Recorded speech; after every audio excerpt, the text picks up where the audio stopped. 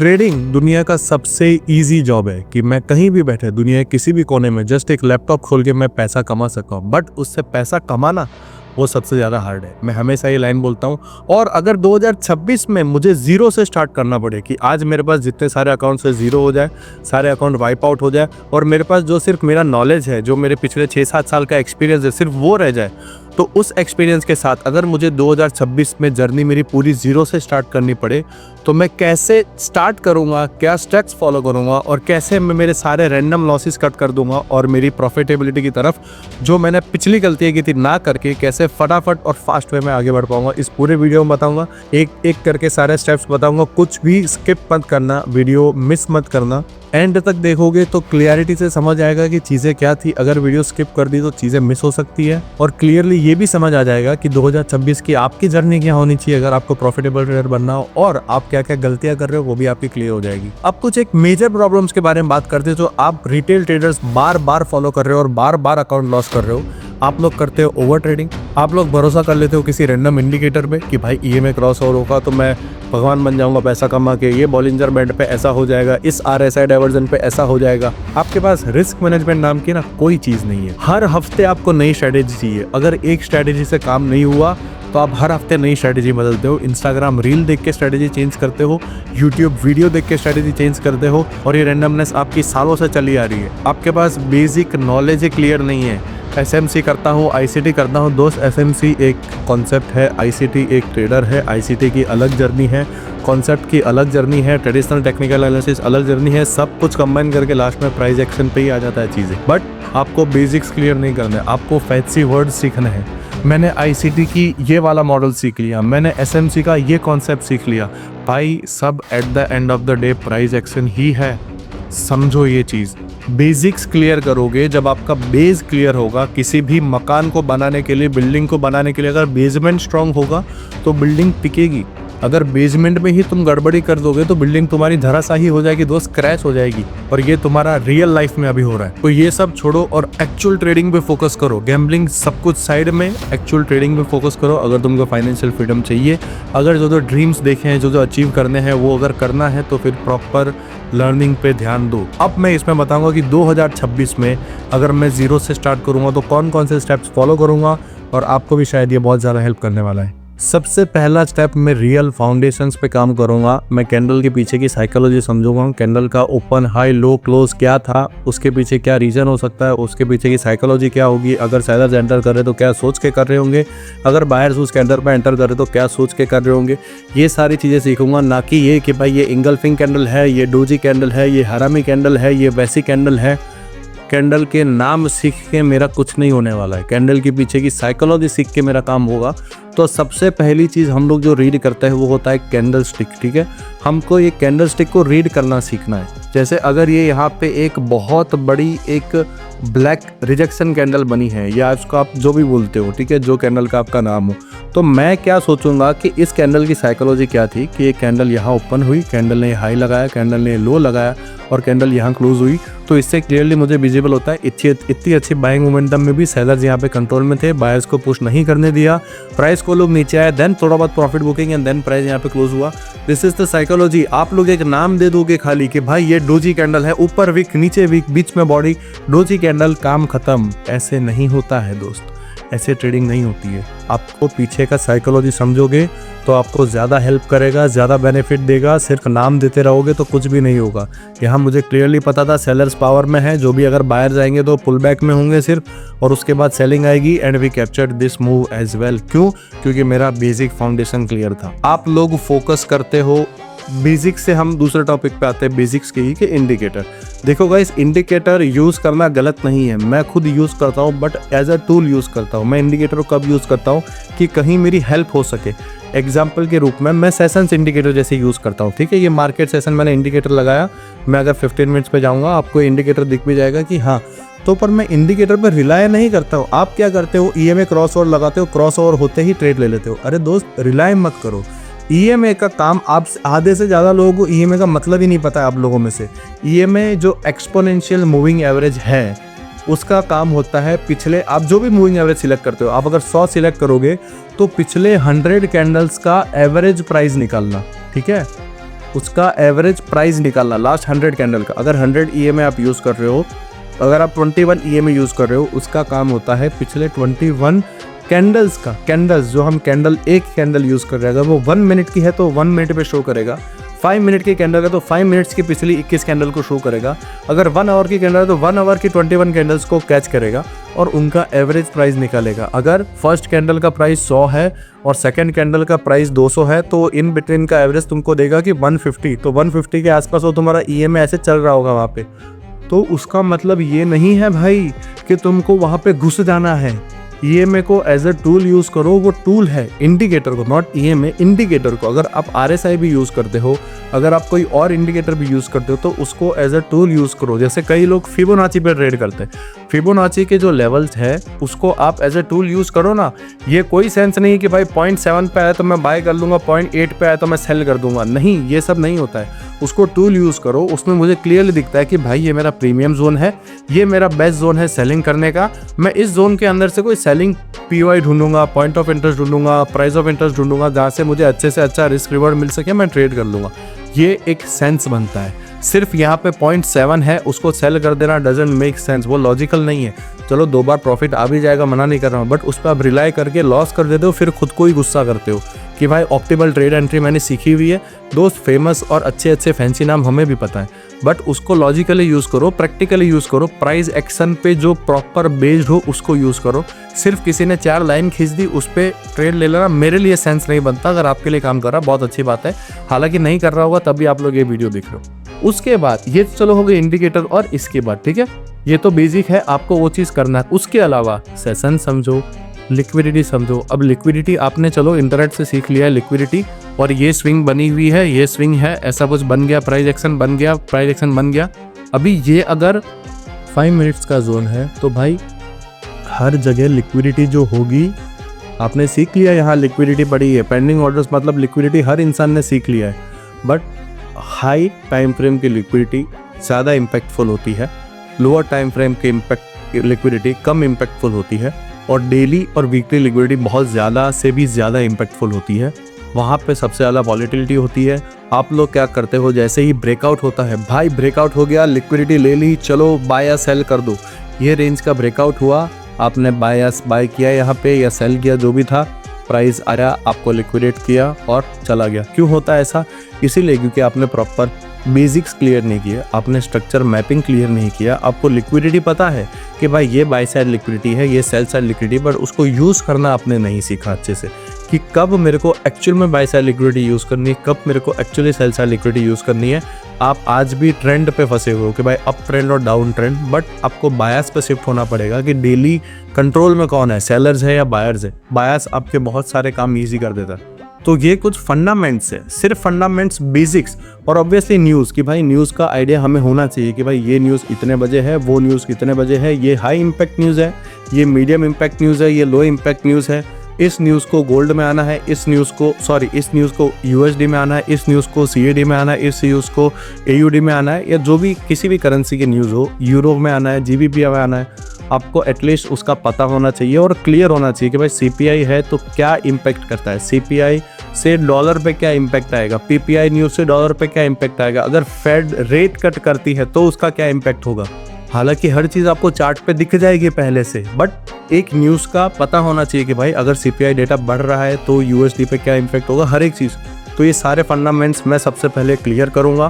मेरे जब बेसिक्स पर फंडामेंट्स क्लियर हो जाएंगे उसके बाद मैं सेकंड स्टेप पे जाऊंगा। हाँ, बेसिक्स पर फंडामेंट्स में सब चीज़ आ गई, सिर्फ इतनी चीज़ें नहीं आई। ये हाँ, कैंडल का लॉजिक आ गया कि OHLC open high low close क्या है और किस हिसाब से नेक्स्ट कैंडल क्या हो सकती है। कैंडल की थियरी बोल दो, आप कैंडल रेंज थियरी बोल दो, आपको जो मर्जी है बोल दो, सालों से चला आ रहा प्राइस एक्शन के बेस पे, आपके ऊपर है, आपको जो भी नाम देना हो, ठीक है, डजंट मैटर। उसके अलावा हर एक चीज़ कि भाई स्ट्रक्चर मैपिंग भी मेरा सही होना चाहिए। आप भले किसी चीज़ को चेंज ऑफ कैरेक्टर बोलते हो, भले किसी चीज़ को मार्केट स्ट्रक्चर से बोलते हो, भले किसी चीज़ को ट्रेंड रिवर्सल बोलते हो, हर एक चीज़ का जोन आपको सही मार्क करना है। एग्जाम्पल के साथ आपको बताता हूँ, अभी एक लाइव एग्जाम्पल बताता हूँ कि अगर मार्केट कुछ ऐसा चल रहा है, ठीक है, और ऐसा कुछ हो गया, ठीक है, ऐसा कुछ हो गया, तो आप लोगों को क्या लगता है कि भाई ये स्विंग लो, माय बैड, थोड़ा आगे कर दूं, हाँ, ये स्विंग लो, ये swing high, swing low, swing high, swing low, swing high, swing low, high, swing low, high और ये स्विंग लो, और ये आप लोगों को लगता है मार्केट स्ट्रक्चर शिफ्ट या फिर चेंज ऑफ कैरेक्टर या फिर ट्रेंड रिवर्सल, आपको जो भी बोलना हो वो आप लोगों को ये लगता है, बट एक्चुअल में ट्रेंड रिवर्सल कहाँ होगा? यहाँ पे। मार्केट स्ट्रक्चर शिफ्ट कहाँ होगा? यहाँ पे। क्यों?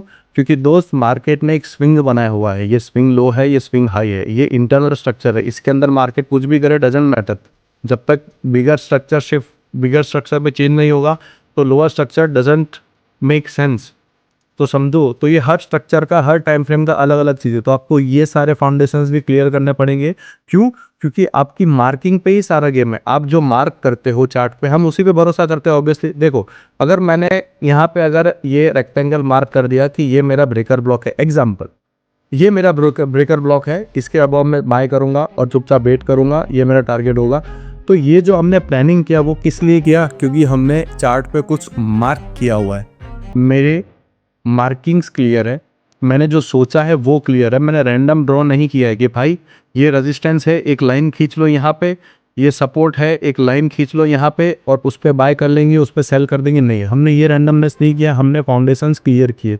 तो सबसे पहले तुम्हारे सारे फाउंडेशंस क्लियर होने चाहिए, डजेंट मैटर वो किस तरीके के। तो बेसिक्स सबसे पहले, सबसे स्टेप नंबर 1 आई रिपीट कि आपके बेसिक्स क्लियर होने चाहिए, सारे के सारे, वो कोई भी हो, डजेंट मैटर। भले आप आईसीडी ट्रेडर हो, good for you, good for your account, good for everything, but सारे बेसिक्स क्लियर करो। आईसीडी के बहुत सारे कॉन्सेप्ट से सीख लो। एसएमसी करते हो, एसएमसी के अंदर बहुत सारे कॉन्सेप्ट से क्लियर कर लो, उसके बेसिक्स क्लियर करो। सिर्फ सपोर्ट और रेजिस्टेंस ट्रेड करते हो, टेक्निकल एनालिसिस ट्रेड करते हो, आज भी ट्रेंड लाइन चार्ट पैटर्न, मेरे लिए वो सेंस नहीं बनता है, मैं उसके बहुत खिलाफ हूँ। बट अगर आप करते हो तो उसके बेसिक्स क्लियर करो हर एक तरीके के, और उसके बाद move on to the next thing. Step number 2 will be 1 institutional logic, 1 institutional trading strategy and 1 risk management plan. बहुत सिंपल दिख रहा है सुनने में, बहुत सिंपल लग रहा है, पर हम लोग ये चीज़ नहीं करते, है ना। मैं भी नहीं करता। देखो, मैं आप लोगों को ब्लेम नहीं कर रहा हूँ, बट मैं अगर 5 साल पीछे जाऊँगा तो मैं खुद नहीं करता था। तो मैं आपको इम्पैक्टफुल नहीं डालूंगा, मैं हमारे माइंडसेट को गलत बोलूँगा कि हमारा माइंडसेट ही गलत है। हमें क्या होता है, इंटरनेट पे कुछ 4 चीज़ें नहीं दिख जाती, हमको लगता है भाई ये सबसे ज़्यादा सक्सेसफुल है। कोई इंस्टाग्राम पे आता है, बोलता है this 81% winning ratio strategy will change your life, और हमको लगता है कि वो एक्चुअल में चेंज कर देगी। और उसके बाद अगर वो स्ट्रेटेजी काम नहीं करती है, भले वो कर रही हो, बट हमने 2 ऐसे ले लिए, तो हम क्या करते हैं, चेंज कर देते हैं, बोले ये गलत है।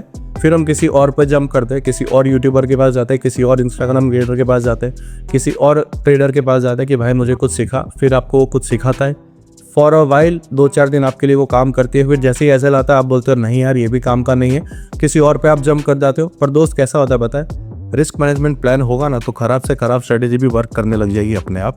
क्यों? क्योंकि आप लोग का प्रॉब्लम क्या है, आप लोग 4 ट्रेड में प्रॉफिट करते हो, एक में 4 का लॉस गवा देते हो।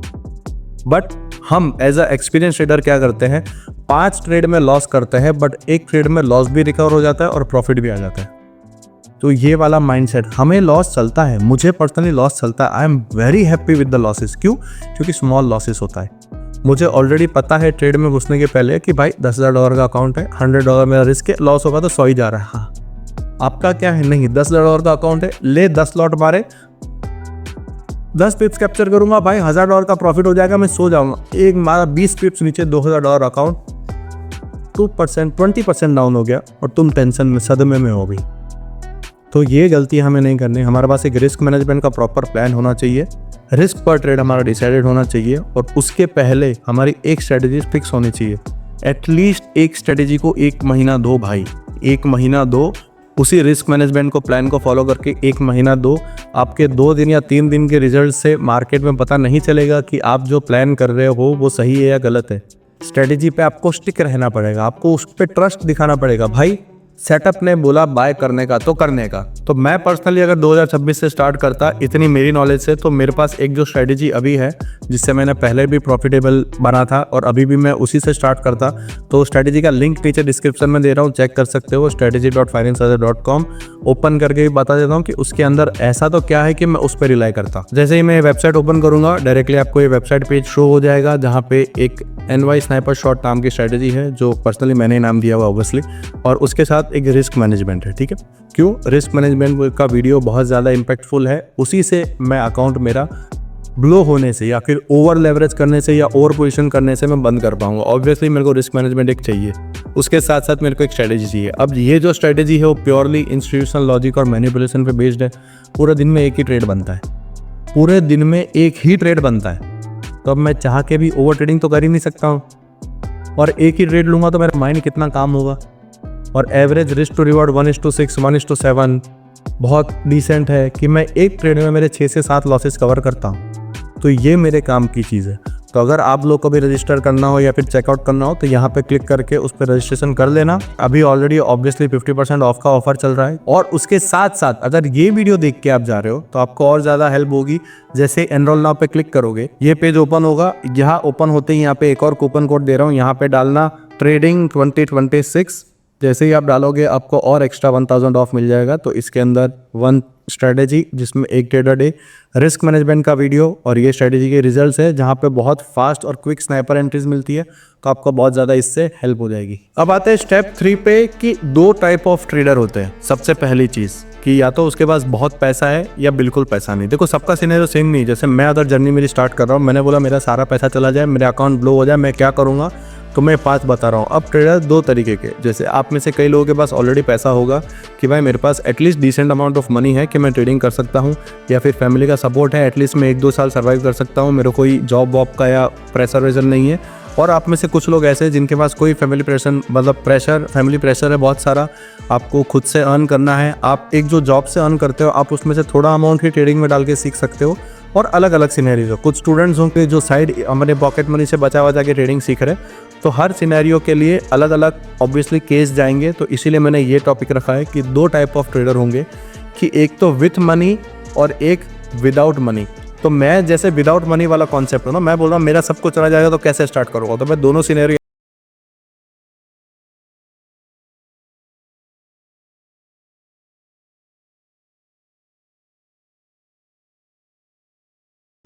मतलब मेरे पास पैसा है विथ, बट मेरे पास नॉलेज नहीं है।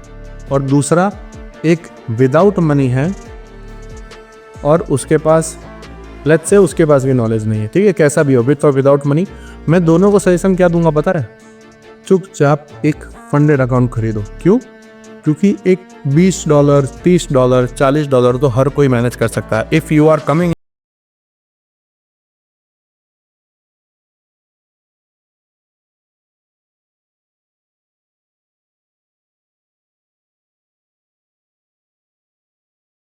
$40 अरेंज कर सकते हैं। जैसे मैं भी कुछ ना कुछ करके एक फंडेड अकाउंट तो ले लूँगा। फंडेड अकाउंट क्यों? क्योंकि वो आपको रूल्स फॉलो करना सिखाता है। आपका पैसा तभी बनेगा जब आप रूल्स फॉलो करोगे, आप एक डिसिप्लिन ट्रेडर बनोगे और आप रैंडमनेस बंद करोगे। अगर मैं बोलता हूँ रियल अकाउंट, चलो विथ मनी वाले ने रियल अकाउंट ले लिया, उसके पास बहुत पैसा है, उसने $10,000 का अकाउंट खोल लिया। ठीक है, $10,000 का अकाउंट उसने ओपन कर लिया। उसके पास नॉलेज नहीं है, उसने बेसिक्स क्लियर नहीं किए, उसने कुछ भी नहीं किया, उसने कुछ चीज़ें सीख ली, उसने 2-3 ट्रेड लिए और 2-3 ट्रेड के बाद अकाउंट संपला। क्यों? रिस्क मैनेजमेंट नहीं पता, स्ट्रेटजी नहीं पता, बेसिक्स क्लियर नहीं है, फाउंडेशंस क्लियर नहीं है, कुछ सीखा नहीं है, बस यूट्यूब पे 2 वीडियो देखे और कर लिए और अकाउंट ब्लो। उसके बाद याद आता है अरे यार। तो इसीलिए मेन रीज़न, जिसके पास पैसा नहीं है वो तो बेचारा रियल अकाउंट ऐसे भी नहीं लेगा, चलो मुश्किल से ले भी लेगा तो उसके दिमाग में क्या आएगा कि भाई $100 है, अब मेरे को कैसे भी इसको $5,000 बनाना है। क्या वो प्रैक्टिकली पॉसिबल है? पॉसिबल है, बट बहुत रेयर केस में, बहुत ज़्यादा रेयर केस में पॉसिबल है। तो इसीलिए हम प्रैक्टिकल की तरफ जाएंगे, ना कि अज्यूम करते हुए कि भाई $200 का $10,000 बनाएंगे इस वीडियो में। ये नहीं करना आपके को, है ना। अपने बहुत प्रैक्टिकल चीज़ है, प्रैक्टिकल सिनेरियो है, प्रैक्टिकल ही बात करेंगे। $40 आप दोनों कैसे भी मैनेज कर सकते हो। $40 लेने से सबसे इजी क्या होगा, आप लोग रूल्स फॉलो करना सीख जाओगे। मैं पर्सनली फंडेड अकाउंट लूँगा ताकि मैं रूल्स फॉलो करना सीख जाऊँ कि मेरा रिस्क पर ट्रेड डिसाइडेड होगा, रिस्क पर डे डिसाइडेड होगा। मैं 5% ज़्यादा ड्रॉ डाउन कर ही नहीं सकता तो मैं उसके हिसाब से चलूँगा। मैं ओवरऑल 10% ज़्यादा नहीं जा सकता, मेरा अकाउंट चला जाएगा, मैं उसके हिसाब से चलूँगा, है ना। तो ये रूल्स फॉलो करके, न्यूज़ ट्रेडिंग ना करके, रिस्क पर ट्रेड डिसाइड करके, एक स्ट्रेटजी फॉलो करके, ये सब करके क्या होगा, मेरा जो over trading, over leveraging, random trade, random risk management, random entry exit, ये सारा कम हो जाएगा, बंद ही हो जाएगा, पूरा ही बंद हो जाएगा। और ये मेरी साइकोलॉजी पे इम्पैक्ट करेगा। क्यों? क्योंकि जब 3 महीने में सेम चीज़ फॉलो करूँगा तो तुम्हारे मेमोरी में, तुम्हारी साइकोलॉजिकल मेमोरी बोल लो, तुम्हारी मेंटल मेमोरी बोल दो, उसमें सेट होगा। मेरे मेमोरी में सेट है कि मैं ट्रेड में घुसने से पहले डिसाइड रखता हूँ कि मेरे को इस ट्रेड में इतना ही लॉस करना है। मैं आज तक टारगेट देखा ही नहीं हूँ। अब मैं टीपी नहीं देखता हूँ। बहुत लोग जो स्टूडेंट्स हैं उनको आपको बहुत अच्छे से पता है, क्योंकि हम लोग लाइव ट्रेड भी करते हैं। मैं मेरे ट्रेड स्नाइपर ग्रुप में ही भेजता हूँ, मेरी गैंग में आपको पता है बहुत अच्छे से कि भाई ये प्लान है, ये एग्जीक्यूशन है। मैं ट्रेड बुक नहीं करता हूँ, आप लोगों ने सबने देखा हो, मैं मस्त होल्ड करता हूँ। क्यों? मेरा लॉस डिसाइड होना चाहिए, मेरा टारगेट नहीं। आप लोगों का उल्टा है, आप क्या डिसाइड करके रखते हो?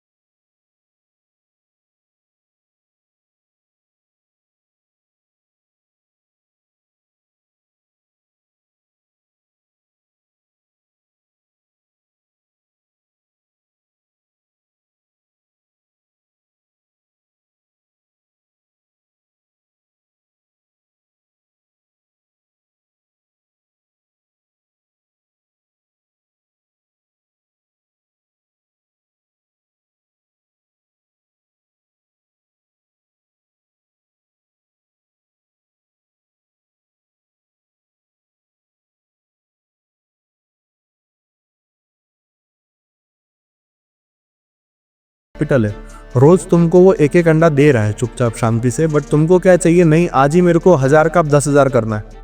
तो तुम उस चक्कर में मुर्गी काट देते हो। तो ना 10,000 आता ना 1000 आता। अब तुम्हारे पास कुछ नहीं है, अब क्या करोगे? अब बैठे रहोगे। यार काश सर ने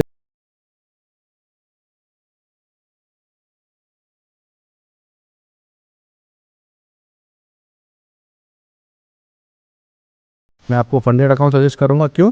क्योंकि समझो कि आप कैसे भी करके, आप तो चलो पैसा ला ही सकते हो, आपके पास बहुत पैसा है। जिसके पास नहीं है उसके पास एटलीस्ट मैं गिनता हूँ खराब से खराब सिनेरियो में 10,000 रुपये होते हैं ट्रेडिंग करने के लिए। खराब से खराब सिनेरियो में बोल रहा हूँ, 10,000 रुपये कोई भी कैसे ही मैनेज कर लेता है, उसको ट्रेडिंग में आना है तो, है ना। उसने सीखने में भी उससे ज़्यादा दिया होगा, हर चीज़ में उससे ज़्यादा दिया होगा।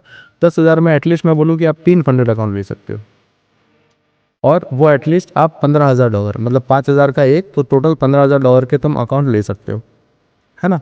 बहुत सिंपल सिनेरियो है। और आपके पास जब एक रिस्क मैनेजमेंट का प्लान है, एक ट्रेडिंग स्ट्रेटेजी है, एक ही ट्रेड करते हो पूरे दिन में, तो तुम, मुझे नहीं लगता कि तुम अकाउंट ब्लो करने वाले हो। जहाँ पे तुम्हारा एवरेज रिस्क टू 1:7 या 8 का है ना। $100 के रिस्क पे एटलीस्ट तुम $700 से $800 लेके एक ट्रेड में से जा रहे हो।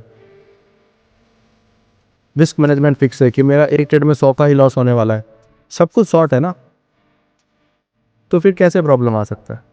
अभी मैं क्या करूँगा, चलो मैंने कैसे भी करके पहले 2 अकाउंट उड़ा दिए, फिर एक में मैंने पहला पे आउट ले लिया, फर्स्ट पे आउट कैसे भी करके। मैं तो बोल रहा हूँ वर्स्ट सिनेरियो 2 अकाउंट मैंने उड़ा दिए। मैं तो, हाँ, हालांकि 10 के बाद भी ट्रेडर, आपको भी पता है कि पैसे आ ही जाते हैं कहीं से भी, मुझे भी पता है पैसे कहीं से भी आ जाते हैं, कैसे आते हैं नहीं पता, बट हम लोग कुछ तो मैनेज कर ही लेते जुगाड़ बैठा के। अभी जैसे ही आपका समझो एक अकाउंट पास होगा तो उसके बाद के स्टेप्स भी बता रहा हूँ। जैसे ही आपका एक अकाउंट पास होना, आपको उस पे आउट में से 50%, लेट्स से आपने $100 का पे आउट लिया, मैं वर्स्ट केस बोल रहा हूँ कि $5,000 के अकाउंट में आपने $100 ही बनाया है, तो आपको क्या करना है? 50% आपको तुम्हारे सेविंग में डाल देना है, और 50% से आपको दूसरा अकाउंट लेना है। मतलब आपके पास जो $50 है उसके अंदर आई गेस 5,000 का एक अकाउंट तो और आ ही जाएगा, या फिर कोई वेबसाइट पे 10,000 का भी आ जाएगा। चलो मैं बोलूँगा 5 का ही एक आ जाएगा। तो आपको फंडेड से ट्रेड नहीं करना है दोस्त, बिल्कुल नहीं करना है। आपको करना है रियल्स इससे ट्रेड, इवोल्यूशन वाला। जो आप न्यू अकाउंट लोगे, न्यू 5K का अकाउंट जो मैंने लिया है, मैं इस पे ट्रेड करूँगा। क्यों? क्योंकि अगर मैं फंडेड पे ट्रेड करूँगा, मेरे को ऑलरेडी ओवर कॉन्फिडेंस है, मेरे को ऑलरेडी खुद पे वो भरोसा है कि भाई नहीं, वे आउट ले लूँगा कैसे भी करके, और वो तुम्हारा चला जाएगा। जो तुम्हारी 4 हफ्ते की मेहनत है, फंडेड फेज 1 पास करने में तुमने 2 हफ्ता दिया, फेज 2 पास करने में 2 हफ्ता दिया, और फंडेड में पहला पे आउट लेने के लिए और 2 हफ्ता लिया, तो मतलब तुम्हारी जो 45 डेज़ की मेहनत है वो तुम्हारी एक डिसीजन में चली जाएगी। फिर वापस से 45 डेज़ मेहनत करने पड़ेंगे। तो इसीलिए क्या करो, बहुत ज़्यादा कन्विंसिंग ट्रेड बने, तब क्या करो, तब फंडेड पे एक ट्रेड लो, वो भी रिस्क बहुत कम करके। जहाँ पे $100 ले लेते हैं वहाँ पे सिर्फ $25 का रिस्क लो। क्यों? क्योंकि एवरी 2 वीक पे आउट आना है, हर 14 दिन के बाद आएगा। ऐसा तो नहीं कि आज ही लूँगा 200 कमा लूँगा आज ही आ जाएगा, नहीं। रैंडमनेस करोगे, आज 200 आ गया, कल 400 चला गया, फिर परसों 600 चला गया और तब उसके बाद अकाउंट चला गया। ये नहीं करना है हमको, है ना। क्योंकि 200 जाएगा तो रिकवरी के माइंडसेट से हम बड़ा लॉस लेंगे तो 400 चला जाएगा। वो दोनों को रिकवर करने के लिए बड़ा लॉस लोगे तो 600 चला जाएगा। ये होने ही वाला है और आपके साथ हुआ भी है, मेरे साथ तो बहुत हुआ है पहले। बट जब से पता चल गया तब से नहीं हुआ। तो क्या करेंगे हम, 50% हम सेव कर लेंगे, 50% से हम नया अकाउंट लेंगे न्यू। जैसे नया अकाउंट लेंगे हम उसी पे ट्रेड करेंगे, इसको हम रखेंगे सेफ। क्यों? क्योंकि ये हमारा फंडेड अकाउंट है, ये कभी भी हमें काम आ सकता है ना, ये कभी भी काम आ सकता है। इससे छोटे छोटे ट्रेड्स लेंगे और बाय द टाइम इसको हम लोग ट्राई करेंगे कि फंडेड में कन्वर्ट हो जाए। जैसे ही फंडेड में कन्वर्ट होगा, अब आपके पास 2 फंडेड अकाउंट्स है। अब जैसे ही आपके पास पे आउट्स आएंगे वो बड़ा आएगा। क्यों?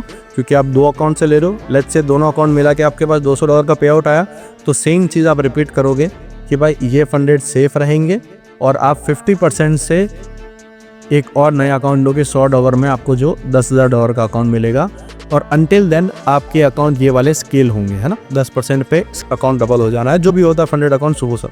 तो सोचो, जो आपको कन्वर्ट करना है ना, वो रातों रात नहीं होगा कि भाई 100 का 10,000 कर दिया, नहीं। वो पूरी जर्नी है 2-3 महीने 4 महीने की। और हाँ, जैसे ही तुमने 3 फंडेड अकाउंट्स पास कर लिए या 3-4 पे आउट्स ले लिए, you are very good to go. उसके बाद तुम अपने आप रियल अकाउंट पर शिफ्ट कर जाओगे। उसके बाद धीरे धीरे तुम फुल टाइम ट्रेडिंग में भी आ जाओगे। क्यों? क्योंकि तुम्हारा कॉन्फिडेंस सही है, तुम्हारा माइंडसेट सही है, तुम्हारा साइकोलॉजी सही है और सब कुछ स्टेबल है। तुमको ना बहुत ज़्यादा ओवरवेल्म लगता है कि भाई पैसा कमा लिया, हाँ पे आउट आ गया, ना तुमको बहुत ख़राब लगता है कि हाँ अकाउंट उड़ गया। ठीक है, तुम डिसेंट हो। ट्रेडर्स के अंदर इमोशंस बहुत न्यूट्रल होने चाहिए भाई। मेरे अंदर अब न्यूट्रल है, पहले नहीं होते थे। पहले में अगर 1 लाख का प्रॉफिट जब मैंने किया था 2-3 बार, तब तो मैं भगवान था अपने लिए। उसके बाद 2-2 लाख का लॉस कर दिया, है ना। तो ये चीज़ें नहीं करनी है, हमें बहुत न्यूट्रल होना है। तो ये स्टेप 3 है कि 2 टाइप्स ऑफ ट्रेडर्स, कि भाई जिसके पास पैसा है, जिसके पास पैसा नहीं है, वो लोग कैसे करेंगे, तो वो लोग ऐसे करेंगे।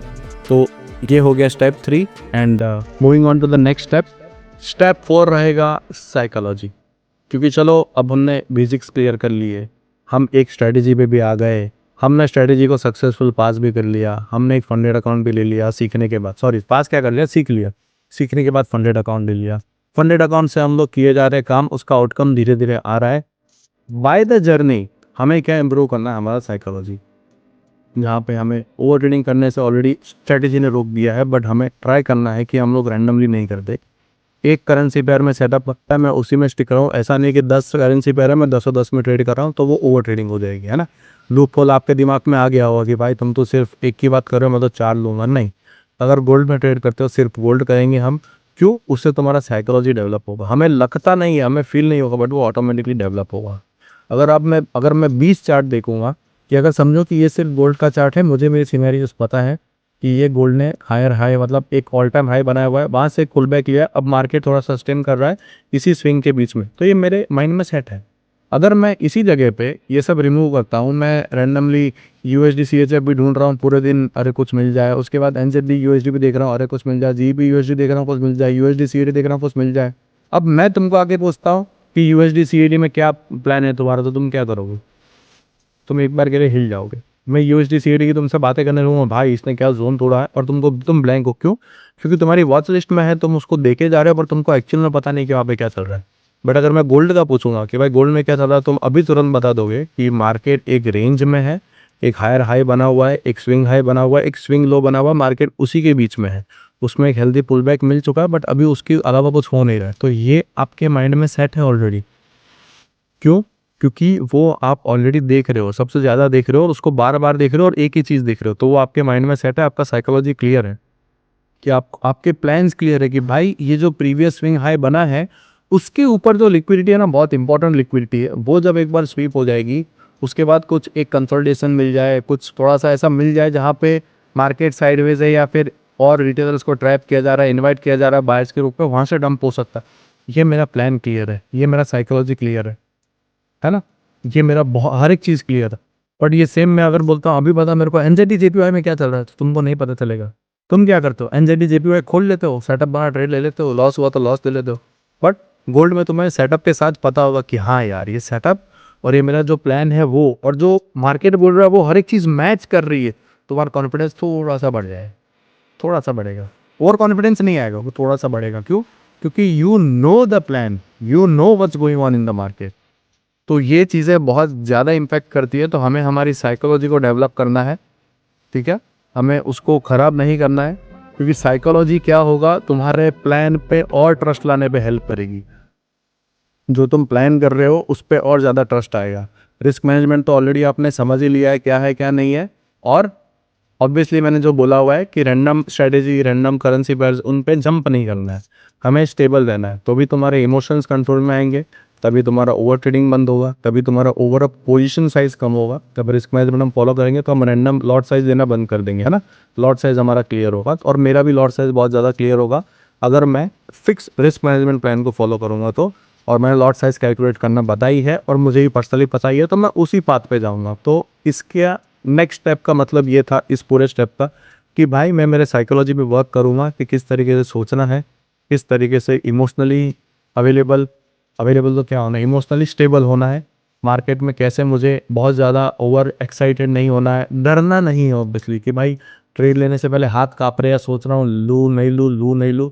इससे क्या होता है समझो, कि ये मेरे साथ कई बार हुआ है पहले कि ये सेटअप बन गया, मैं बोल रहा हूँ अरे यार नहीं यार, ये मेरे को ऐसा फील नहीं आ रहा है कि ये टारगेट देगा। 1:7, 1:8 का रेट है, 1:10 का रेट है, नहीं फील नहीं आ रहा है, एक बार में थोड़ी इतना ज़्यादा मार्केट गिर सकता है, नहीं, मैं छोड़ देता हूँ उसको, छोड़ देता हूँ। अगले 4-5 कैंडल में टारगेट आ जाता है और मैं से शॉक, तो भाई यार ले लेना चाहिए था। अब 2 दिन बाद क्या होता है, सेम सेटअप बनता है, सेम सेटअप 2 दिन बाद, और मैं क्या करता हूँ, अरे ये तो 2 दिन पहले ही बना था, मैंने यहाँ गलती की, अब थोड़ी करूँगा।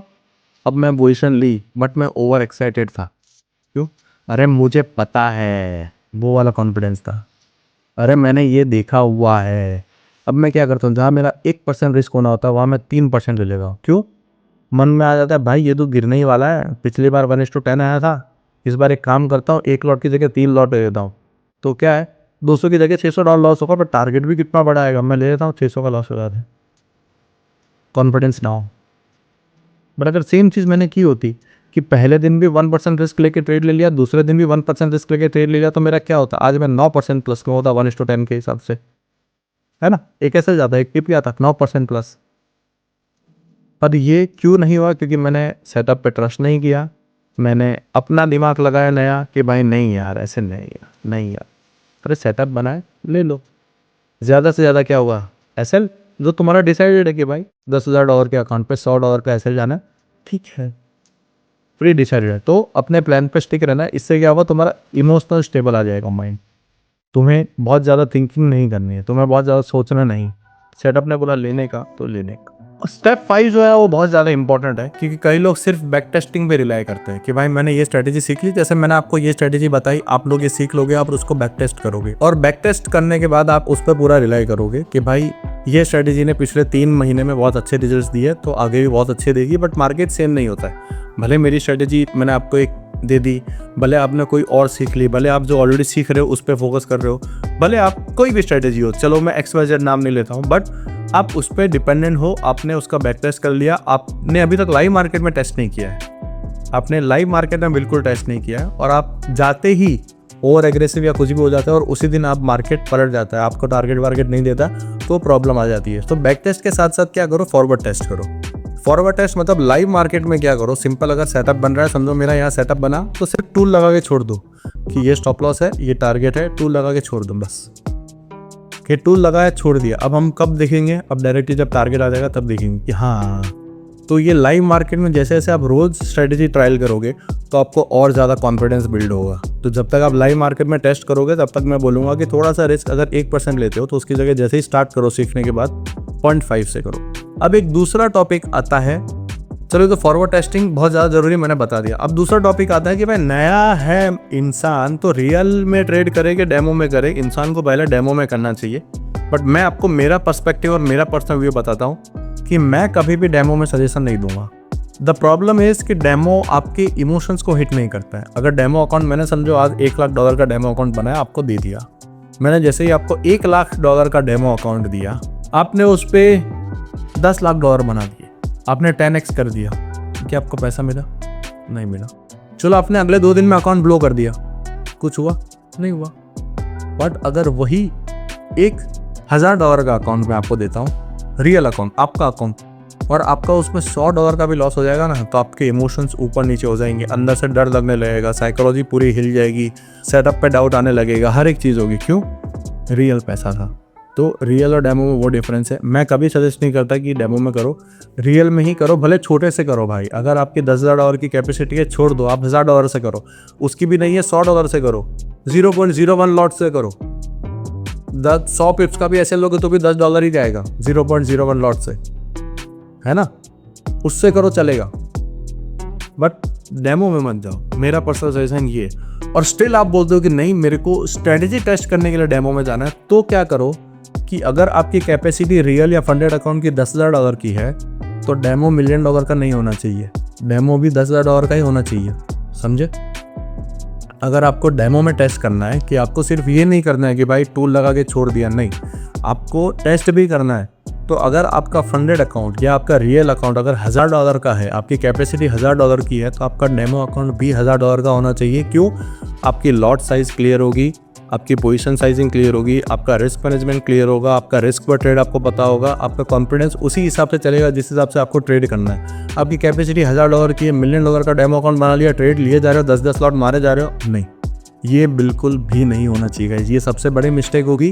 तो अगर बाई चांस डेमो आप करोगे भी, जो मैं पर्सनली बिल्कुल नहीं करूँगा, बट अगर आप करोगे तो ऐसे करना है कि सेम साइज। अगर आपका फंडेड $1,00,000 का है तो डेमो भी $1,00,000 का होना चाहिए। अगर आपका फंडेड $50,000 का है तो डेमो $50,000 का होना चाहिए। अगर फंडेड $5,000 का है तो डेमो भी जो टेस्ट कर रहे हो वो $5,000 पे ही करना है, और सेम चीज़ें फॉलो करनी है, same strategy, same risk management, हर एक चीज़। क्यों?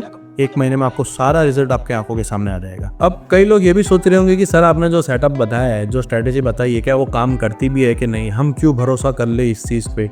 तो देखो, हंड्रेड्स ऑफ स्क्रीनशॉट्स मेरी टीम को आते रहते हैं, और बहुत सारे लाइव स्ट्रीम स्टूडेंट्स भी है जो स्ट्रीम पे आके बोलते हैं कि ये, और हमने स्ट्रीम पे भी ये स्ट्रेटेजी के अकॉर्डिंगली बहुत सारे ट्रेड्स लिए हुए। और इसके कुछ स्क्रीनशॉट्स यहाँ पे डाल रहा हूँ। अब ये जितने भी स्क्रीनशॉट्स आप देख रहे हो, ये सारे हमें टेलीग्राम और व्हाट्सएप पे हमारे स्टूडेंट्स ने भेजे हुए हैं। उनके टेस्टिमोनियल्स बोलते हैं ना, वो काइंड ऑफ चीज़ें हैं, और वो हमें कंटिन्यू भेजते रहते हैं कि सर आज हमने ये ट्रेड लिया, हमने इतना कैप्चर किया, उतना कैप्चर किया। और ये बहुत सिंपल स्ट्रेटेजी है, इजी क्लियर एजल है, इजी क्लियर टारगेट है, तो बहुत ज़्यादा कॉम्प्लिकेशंस इसमें नहीं है। हाँ, ऑब्वियसली आपको प्राइस एक्शन का बेसिक नॉलेज होना चाहिए, तभी वो हेल्प कर पाएगी।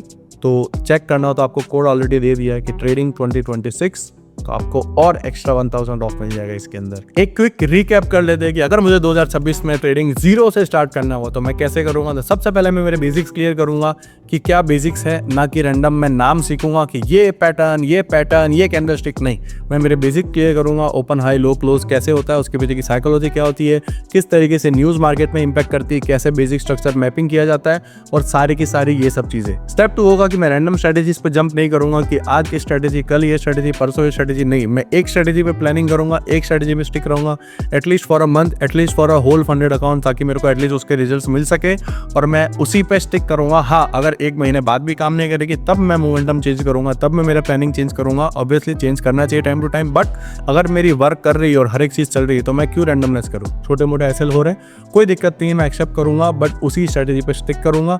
थर्ड स्टेप इज कि अगर मेरे पास पैसा है बहुत सारा, या फिर पैसा नहीं है, तो मैं क्या करूंगा, मैं जाऊंगा फंडेड अकाउंट्स पे। क्यों? क्योंकि funded accounts is the key, जो मेरे को डिसिप्लिन ट्रेडर बना सकता है, जो मेरे को रिस्क मैनेजमेंट सिखा सकता है, जो मेरे को रूल्स फॉलो करने बता सकता है। तो मैं रूल्स मिस नहीं करना चाहूँगा, मैं रूल्स सारे के सारे फॉलो करना चाहता हूँ, जिससे मैं एक डिसिप्लिन ट्रेडर बन सकूँ।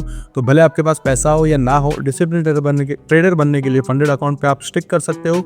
उसके बाद step number 5, sorry my bad, step number 4 will be psychology, कि मैं मेरी कैसी वाइल्ड ट्रेडिंग, वाइल्ड जर्नी, मेरी साइकोलॉजी इंप्रूव करूँ। देखो, साइकोलॉजी एक ऐसी चीज़ है कि जो आपको सिखा नहीं सकते, आपको सिर्फ बता सकते हैं, बट इम्प्रूव कब होगी कि आप जब खुद ट्रेड करोगे लाइव मार्केट में, लाइव एग्जाम्पल, लाइव एक्सपीरियंस, 1 महीना, 2 महीना, 3 महीना, 6 महीना, 1 साल, तभी आपकी by the journey, wild the journey, आपकी सारी की सारी खुद से साइकोलॉजी इंप्रूव होगी। तो साइकोलॉजी बताई जा सकती है, अंदर नहीं डाली जा सकती। तो साइकोलॉजी आपको खुद इंप्रूव करनी पड़ेगी। मैं भी उसी जर्नी में इंप्रूव करता है, और आगे अगर 0 से स्टार्ट करूँगा तो वो जर्नी में पूरी इंप्रूव होगी अपने आप। रैंडम थॉट्स आएंगे, बट उसको स्किप कर देना है। स्टेप नंबर 5, बैक टेस्टिंग के साथ साथ फॉरवर्ड टेस्टिंग भी करूँगा, और डेमो अकाउंट अगर करूँगा, पहले तो नहीं ही करूँगा, अगर करना पड़ेगा तो सेम अकाउंट साइज़ का होगा। अगर मेरा फंडेड अकाउंट $5,000 का है तो डेमो भी $5,000 का होगा। तो ये समरी थी पूरी की पूरी मेरी 2026 में, अगर मुझे ज़ीरो से ट्रेडिंग स्टार्ट करना हुआ तो मैं क्या करूँगा। तो आई होप कि ये वीडियो से आपको थोड़ा भी इम्पैक्ट पड़ा हो आपके लाइफ में। अगर इम्पैक्ट मिला हो तो नीचे कमेंट करके ज़रूर बताना कि क्या सबसे सही चीज़ थी, क्या गलत आप कर रहे थे, क्या स्टेप्स है जो आप फॉलो करोगे। And me Raja signing off, see you in the next video, bye bye.